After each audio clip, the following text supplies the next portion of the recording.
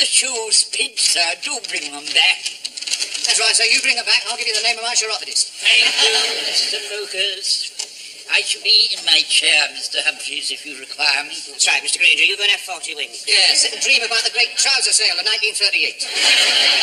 So anyway, I said, look, Mother, you come and start with me for a week, and perhaps my dad will have come to his senses. She arrived. The first thing she does is complain about the sleeping arrangements. You mean she didn't like the settee? No, she took exception to my canopied bed. The cheek of it. The lace alone cost £100. And she wouldn't put her teeth in the cut glass goblet. And to cap everything, as soon as she'd had her bath and put her curlers in, she insisted on sitting behind the curtains looking at the neighbour.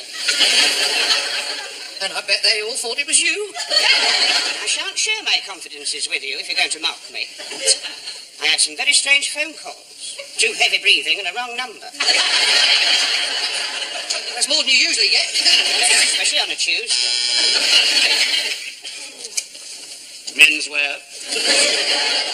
Oh, hello, Mother. It's her. Yes, dear. No, my sewing basket is in the piano stool, dear. She's going to sew a button on my pyjamas. Now my pyjamas are in my teddy bear. Well, it zips up the back. Can't find my teddy bear now. It's in my canopied bed, peeping over the sheets. Oh, and listen, if you're going to put the stew in the oven, for goodness sake, take my slippers out. Right, right. Yes, of course I shall be a good boy. It's a funny place to keep your pyjamas, isn't it? Inside a teddy bear. Well, where'd you keep yours? Inside my basil brush.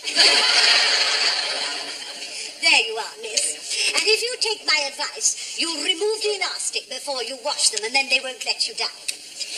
Anyway, Mrs. Axelby and me left the pub then. Well, there wasn't much doing, you know. And it was then that we discovered these two men were following us. So we walked on past my house to put them off the scent, you know. Only Mrs. Axelby fell down a couple of times. Well, the pavements are very uneven round my way, and we were wearing our high-heeled ankle straps. So, of course, these two fellas caught up with us. What happened? Well, it turned out I'd dropped my umbrella outside and they were running after us to give it back. Anyway, they helped me indoors with Mrs. Axelby. Only after I put on the light, they wouldn't stop because they said it hurt their eyes. But they were ever so polite. I mean, when we said goodbye at the door, they didn't try to kiss us or anything like that. That's unusual. Well, I find that manners are getting better and better. No, Mr. Rumbold. Captain Peacock isn't here yet. Yes, I'll ask him to wait.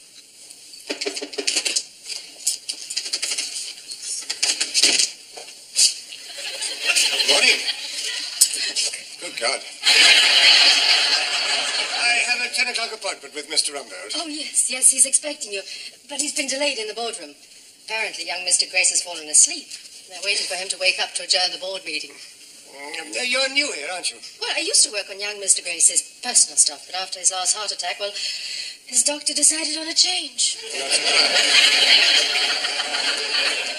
Well, you seem awfully young to be a captain. Thank you. How old do you think I am? Oh, about 55? Well, they didn't make my father a ship's captain until he was 60. I was in the army. I'm considerably younger than that. Oh, you look much younger. And besides, I like your moustache. It's very David Niven-ish. Yes, it has been mentioned before. Looking for the sun. Hello. Am I interrupting anything? Not a thing. I'm just waiting to see Mr. Rumbold. Oh, on the carpet, are you? Certainly not. What are you here for, then? That has nothing to do with you. Now put that down and get about your business. You have no jurisdiction over me. I am manual and maintenance. You cannot tell me to get out of this office. There is only one person what can tell me to get out of this office. And until that person tells me to get out of this office, in this office, I shall stay. Mr. Harmon, get out. Yeah. He's chatting up your bird. Now, Peacock, thank you for dropping in. Shall I sit down, sir? No, I shan't keep you on. This is a FYEO meeting. A what, sir? FYEO, for your ears only.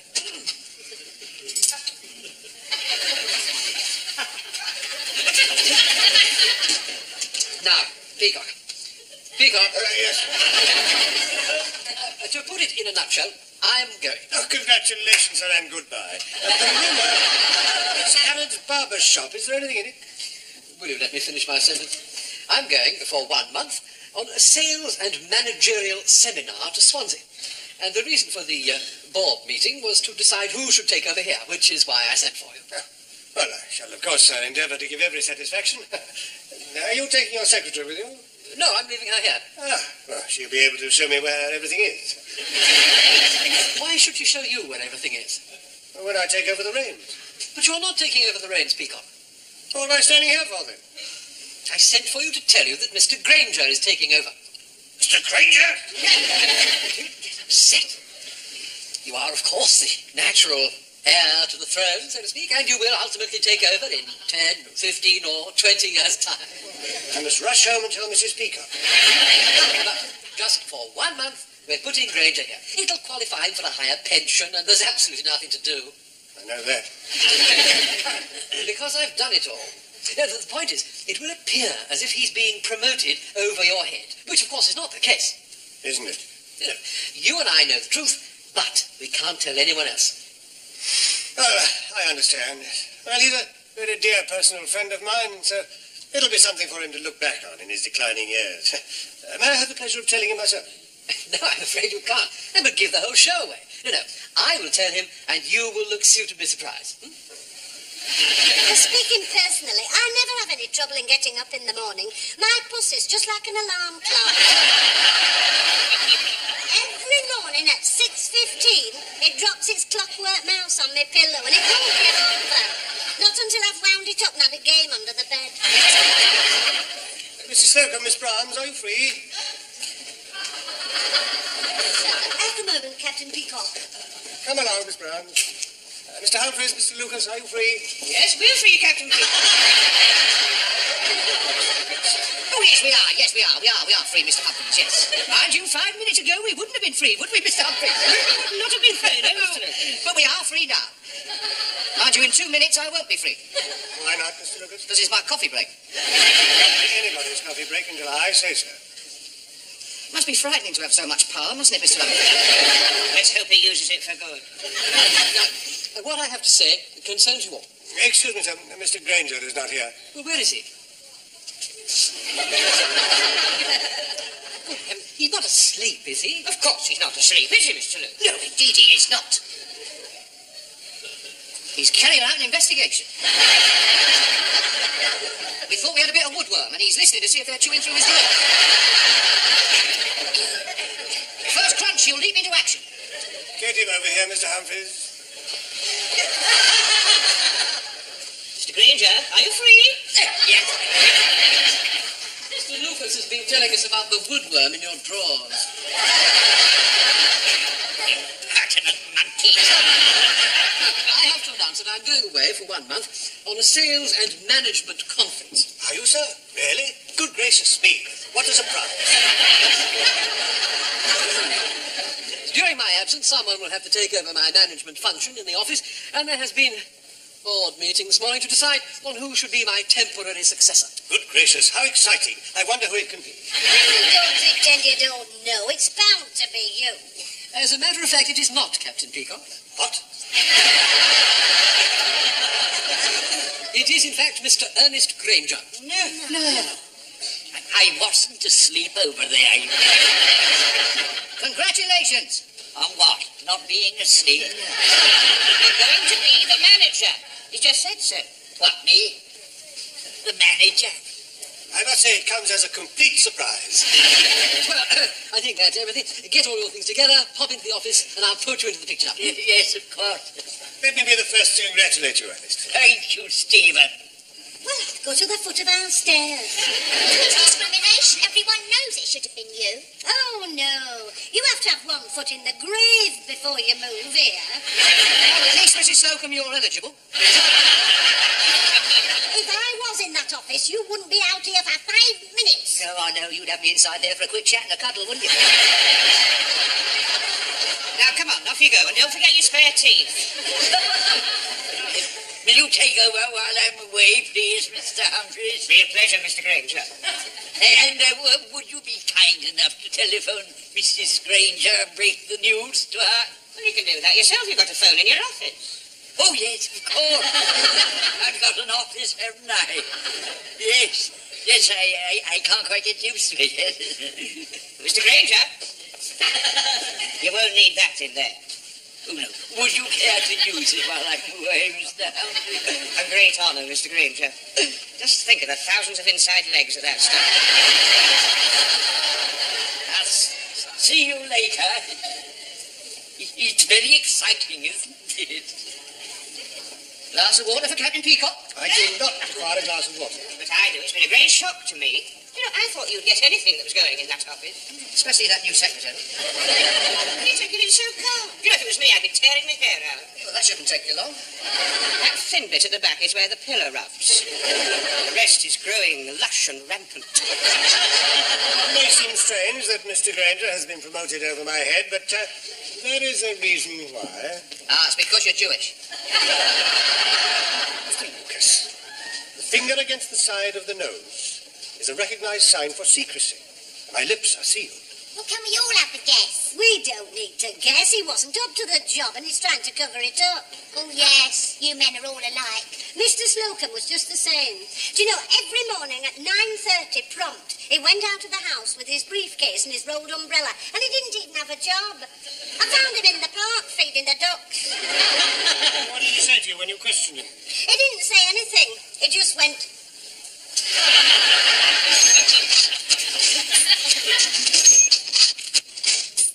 Hello. Can I have a word with Miss Rumbold, please? But he's not here, Mr. Grace. Mr. Grainger took over before lunch. Oh, yes, so he did. I now remember now. Well, I'll speak to him then. Oh, he's still in the chief accountant's office, Mr. Patel. Doing what? Asking for a rise. He's got the right idea then. He'll be asking for first-class fares next. He's already done that. Right, the girl who used to work in my office?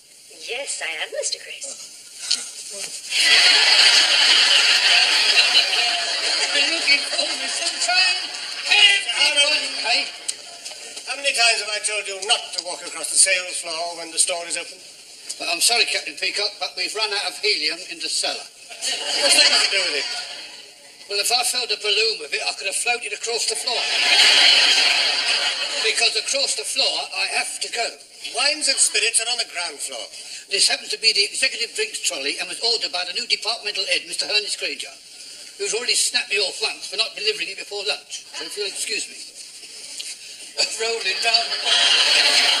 Oh, I heard that. I do hope Mr. Grainger doesn't get into trouble for ordering that. Well, perhaps he's going to hold a celebration party. No, it's quite in order. It's just one of the perks of his position. Captain Peacock, I wonder if I could have your permission to leave the floor shortly. I wish to ask Mr. Grainger for some time off. My roots need doing. I meant to mention that to you. Certainly, Mrs. Slocum, but after me, I too have one or two things at home that need my attention, and I may have to leave early. Oh, of course, it's the Chelsea-Fulham replay tonight, isn't it? I must say it's useful to have a friend in the camp. I've always found that to be the case. Well, perhaps Mr. Humphreys and I could ask for a temporary rise. What for? Well, on account of the fact there's only two of us on that counter doing all the extra work. Yes, that's true, but on the other hand, you are sharing Mr. Grainger's commission, and therefore it could be said that you're better off. What commission? We've only had two customers all day. Yes, well, I mean, all the same, there are two of us pretending and looking as though we're doing the work of three. Yes, but I don't think we ought to take advantage of Mr. Grainger's good nature. Men's wear. Hello, Mr. Grainger. How are you? It's Mr. Humphreys. Do you know, we do miss you. Yes, of course, I will. Captain Peacock, would you go in, please? Good, I told him I wanted to see him after lunch. All right, don't drown me. And get that skirt altered. Oh, well, how much longer, Mr. Grainger? Make it shorter.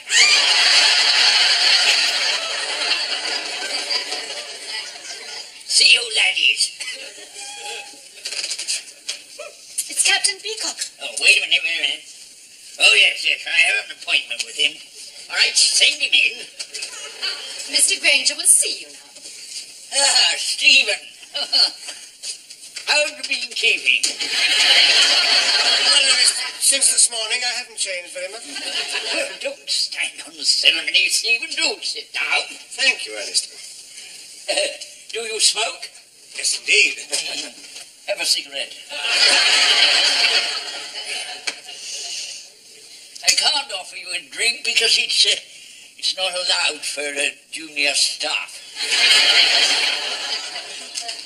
Now, what can I do for you? Well, it's really very trivial, Ernest, but there is a slight domestic crisis on, so if it's all the same to you, I'll be leaving about an hour early tonight. An hour early? Oh, no. Oh, no. Oh, no. Do I take it you're refusing my request? It isn't just me, Stephen. I have to think of the whole of Grace Brothers.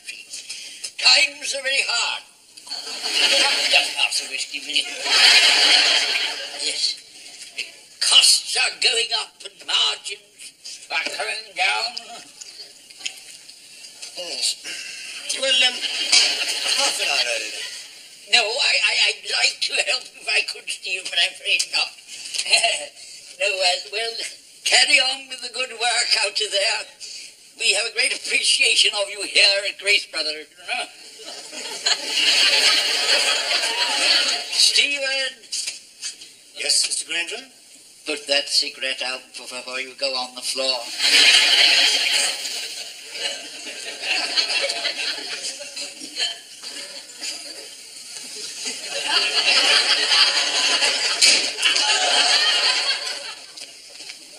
Did you get the time off then? No, I suddenly remembered that it wasn't this Tuesday. Is it next Tuesday? No, actually, I don't need it until Mr. Rumbold comes back. Oh, excuse me, Captain Peacock. May I go in now?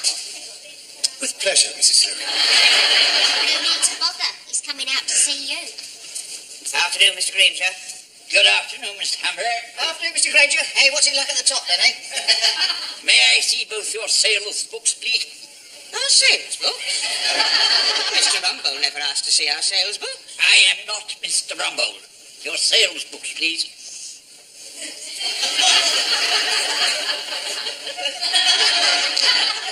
Ernest, may I have a word in your shell-like ear? No. Go back to your counter. Don't you order me back to my counter? Whether you go back to your counter or go upstairs for your cards is entirely up to you, Mrs. Slocum. I'll go back to my counter. Only humouring him. He hasn't heard the last of this. Down on your usual total, Mr. Humphreys. Without your support, Mr. Grainger, it's only to be expected. Mr. Lucas.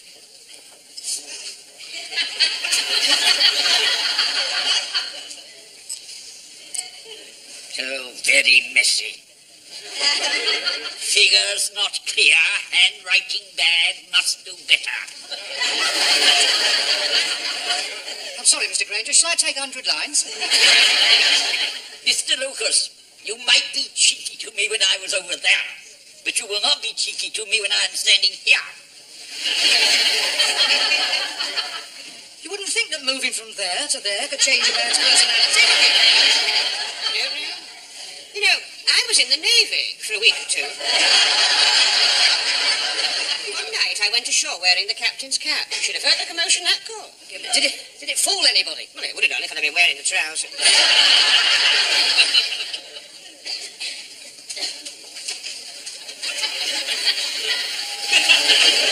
Wanted a word with me, Mrs. Slocum? Oh, yes, Mr. Grainger. I wonder could I have an hour off in the morning for a hairdressing appointment? My roots need retouching.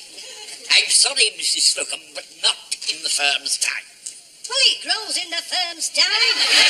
The answer is no, Mrs. Slocum. Half an hour. No. Well, when am I going to get it done then, you silly old goat?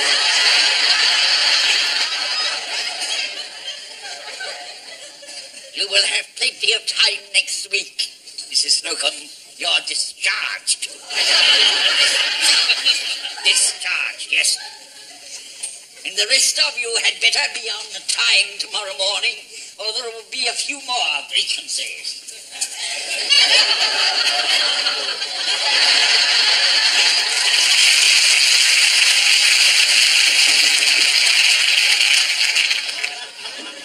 Morning, Mrs. Slocum. I'm surprised at you being early. considering you've been fired? I only came in early because I want a word with young Mr. Grace. I see he's frightened you to coming in early for a change. Don't be ridiculous. I have to get up early, otherwise the sparrows peck at me gold top. Well, isn't anyone going to ask me why I'm early? Right, why are you early? I haven't been to bed yet. Sign the book. Well,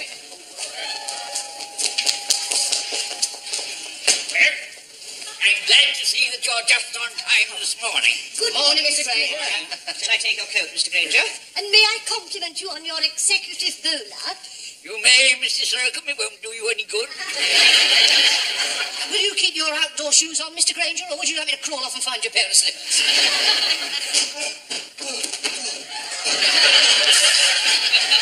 Good morning, Ernest. I grabbed a quick cup of coffee at Beppo's. You are late. In spite of my warning, you are late. It's a queue. I shall make an adverse report on you in your record. Now, all of you started very badly with me yesterday, and you better pull your socks up today, or there's going to be some fur flying. Understand? Yes, Mr. Grainger. Who's this arriving late? It's Mr. Rumbo. I thought it was a rain. Morning, Mr. Rumble. Mr. Rumbo. Morning. The main water tank burst, flooding the whole building, so they called off the seminar. Now I've returned to resume my normal duties. Carry on, everybody. Mr. Rumble, what about me? Well, carry on as normal. Behind the counter.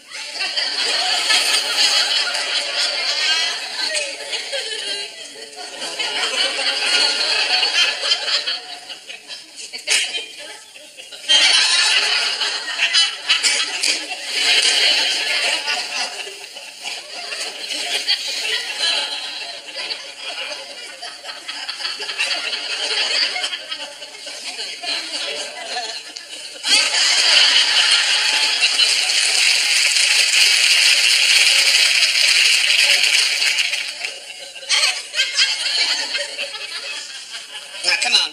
Blow.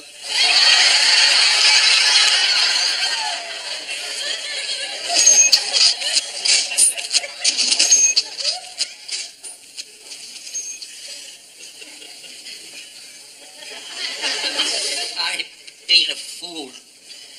I turned my back on my lifelong friend. Power went to my head, you know. Pass the sugar, would you please?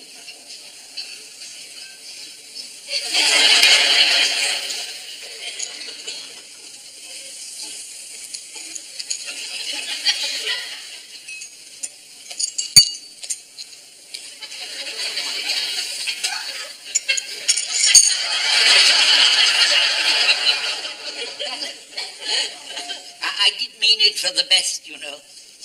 I wouldn't have sacked you, Mrs. Slocum. You know that. Of course you do. And I wouldn't have made a report on you, Stephen. Not after all our years of companionship.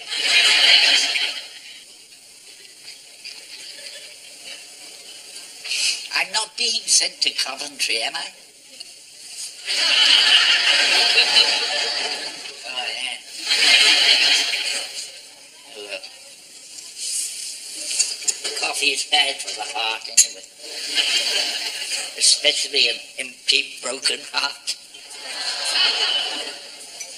I can't stand it anymore. We all agree he must be taught a lesson. But I feel so sorry for him. The rotten old bastard. Supposing something dreadful happened to him on the way downstairs, and none of us will have had the chance to say we're sorry. Well, perhaps he has suffered enough. Well, I know I have. I'll have to make it up to him. You'll have a job making that hat up. Coat with a fur collar, he paid for that out of his holiday money. Don't make it worse. Oh. Your roots do need doing. Won't apologise. We have nothing to apologize for. He started it. We all say that we forgive him, but that we're all prepared to let bygones be bygones. Glad I've caught you all. I've just told Grainger there's been another change of plan. It seems they've found a hotel in Edinburgh, so they're reconvening the seminar there. Oh, so it's all as you were with Mr. Grainger in charge.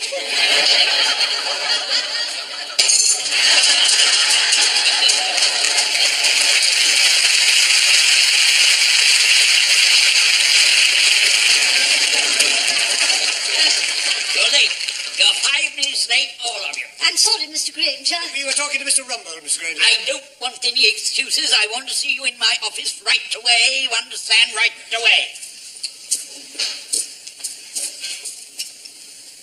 Well, don't all look so miserable. I was going to offer you a drink.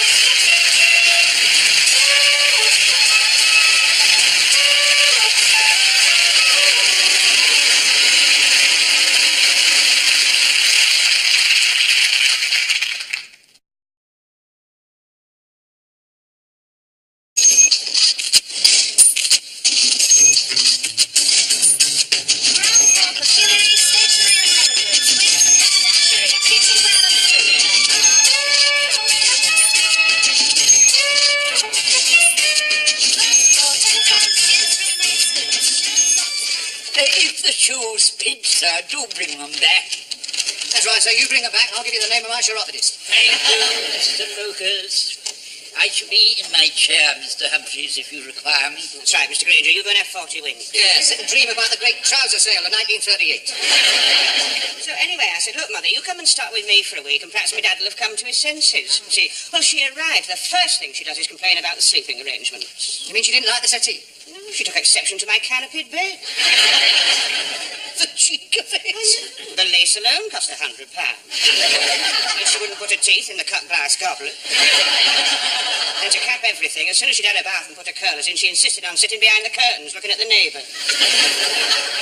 And I bet they all thought it was you. I shan't share my confidences with you if you're going to mock me. I had some very strange phone calls. Too heavy breathing and a wrong number. That's more than you usually get. Especially on a Tuesday. Menswear.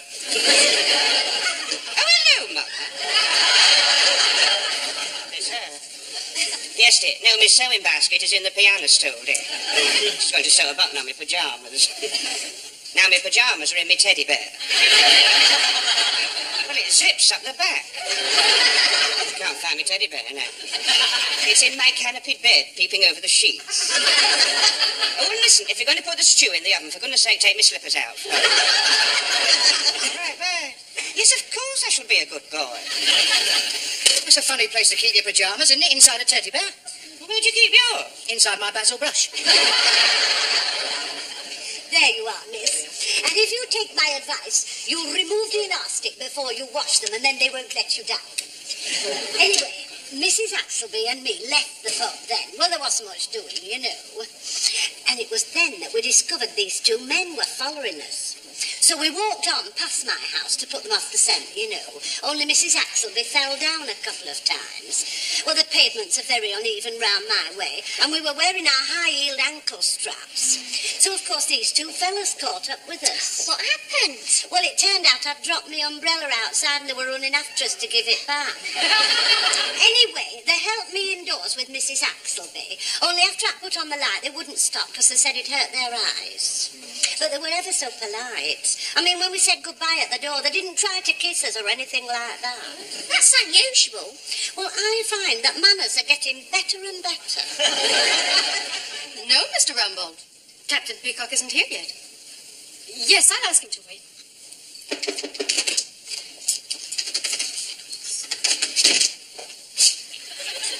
Morning. Good God. I have a 10 o'clock appointment with Mr. Rumbold. Oh, yes, he's expecting you. But he's been delayed in the boardroom. Apparently, young Mr. Grace has fallen asleep. They're waiting for him to wake up to adjourn the board meeting. You're new here, aren't you? Well, I used to work on young Mr. Grace's personal stuff, but after his last heart attack, well, his doctor decided on a change. Not surprised. awfully young to be a captain. Thank you. How old do you think I am? Oh, about 55? Well, they didn't make my father a ship's captain until he was 60. I was in the army. I'm considerably younger than that. Oh, you look much younger. And besides, I like your moustache. It's very David Niven-ish. Yes, it has been mentioned before. Looking for the sun. Hello. Am I interrupting anything? Not a thing. I'm just waiting to see Mr. Rumbold. Oh, on the carpet, are you? Certainly not. What are you here for, then? That has nothing to do with you. Now put that down and get about your business. You have no jurisdiction over me. I am manual and maintenance. You cannot tell me to get out of this office. There is only one person who can tell me to get out of this office. And until that person tells me to get out of this office, in this office, I shall stay. Mr. Harmon, get out. Yeah. He's chatting up your bird. Now, Peacock, thank you for dropping in. Shall I sit down, sir? No, I shan't keep you on. This is a FYEO meeting. A what, sir? FYEO, for your ears only.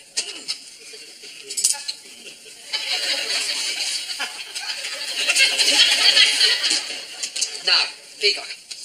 Peacock. Yes. To put it in a nutshell, I'm going. Oh, congratulations, sir, and goodbye. Remember, it's Harrod's barber shop. Is there anything in it? Will you let me finish my sentence? I'm going for 1 month on a sales and managerial seminar to Swansea. And the reason for the board meeting was to decide who should take over here, which is why I sent for you. Well, I shall, of course, sir, endeavour to give every satisfaction. Are you taking your secretary with you? No, I'm leaving her here. Ah, well, she'll be able to show me where everything is. Why should she show you where everything is? When I take over the reins. But you're not taking over the reins, Peacock. What am I standing here for, then? I sent for you to tell you that Mr. Grainger is taking over. Mr. Grainger? Get upset. You are, of course, the natural heir to the throne, so to speak, and you will ultimately take over in 10, 15, or 20 years' time. I must rush home and tell Mrs. Peacock. But just for 1 month, we're putting Grainger here. It'll qualify him for a higher pension, and there's absolutely nothing to do. I know that. Because I've done it all. The point is, it will appear as if he's being promoted over your head, which, of course, is not the case. Isn't it? You and I know the truth, but we can't tell anyone else. Oh, I understand. Well, he's a very dear personal friend of mine, so it'll be something for him to look back on in his declining years. May I have the pleasure of telling him myself? No, I'm afraid you can't. That would give the whole show away. No, I will tell him, and you will look suitably surprised. Speaking personally, I never have any trouble in getting up in the morning. My puss is just like an alarm clock. Every morning at 6:15, it drops its clockwork mouse on my pillow, and it won't get over. Not until I've wound it up and had a game under the bed. Mrs. Slocum, Miss Brahms, are you free? At the moment, Captain Peacock. Come along, Miss Brahms. Mr. Humphreys, Mr. Lucas, are you free? Yes, we're free, Captain Peacock. Oh, yes, we are. Yes, we are. We are free, Mr. Humphreys, yes. Mind you, 5 minutes ago, we wouldn't have been free, would we, Mr. Humphreys? We would not have been free, no, Mr. Lucas. But we are free now. Mind you, in 2 minutes, I won't be free. Why not, Mr. Lucas? This is my coffee break. Anybody's coffee break until I say so. Must be frightening to have so much power, mustn't it, Mr. Humphreys? Let's hope he uses it for good. Now, what I have to say concerns you all. Excuse me, sir. Mr. Grainger is not here. Well, where is he? He's not asleep, is he? Of course he's not asleep, is he, Mr. Lucas? No, indeed he is not.